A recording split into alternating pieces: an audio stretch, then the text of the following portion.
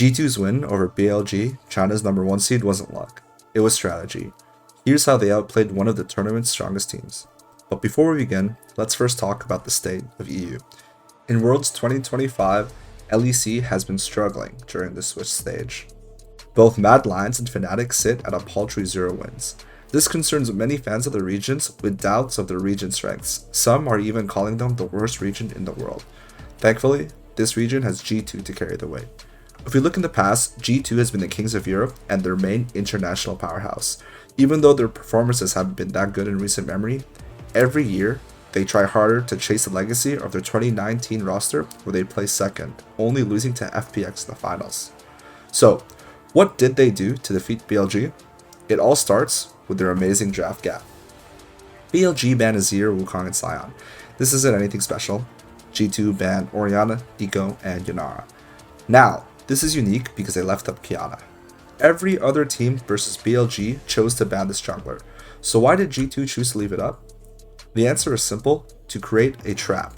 Kiana's favorite mid laners are champs that can help it kill other champs. Think about Galio. Think about Ryze. Well, with that in mind, from BLG's perspective, it makes complete sense to first pick the Ryze since they expect Skewmon not to play the Kiana. G2 then proceed to take Varus and Zhao. Now BLG feel like they are at a massive advantage. Not only do they get Ryze, one of the most popular mid laners, they also get the Kiana back and the best lane swap tank left in the form of Cassante. From here, G2 begin to showcase their master plan.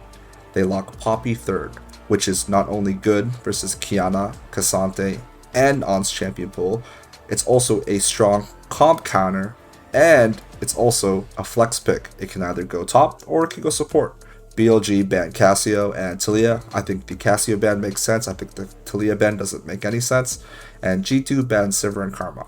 Finally, the trap is fully set, and G2 take Caps' Anivia on 4. This champ is completely broken versus what BLG has shown. Anivia excels versus low-range melee-centric comps that don't have any tools to disrupt her. In this draft, not only is that true versus BLG's top side, her own comp protects her very well. She has Xin Zhao R, Varus Peel, Poppy. The icing on the cake is that BLG proceed to lock in Leona, giving Mickey X a beautiful Braum angle.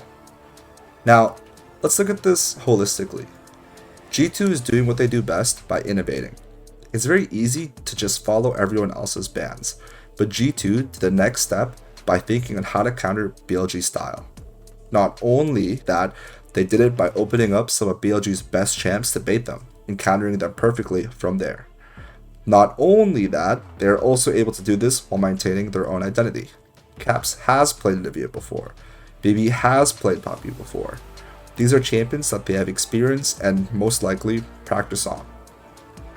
Now, this win isn't only just a great sign for Europe and for G2.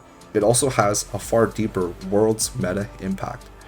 My expectation is that from this point on, teams are going to think deeper about what they can actually do when it comes to the draft. G2 opened up Pandora's box by reminding teams that they can counter OP champions on red side as long as you have the pool and a strategy. Moving forward, we're most likely going to see the OP champions on red side being left up and people trying to counter them. For example, in the form of Azir, we might see some Aurelion Solar Hui. We're probably going to see more Ryze into Anivia. We might see more Poppy into Cassante. That's just the reality of high-level League of Legends. Until you actually see it yourself, a lot of players and even coaches, they're not going to think of these responses and answers.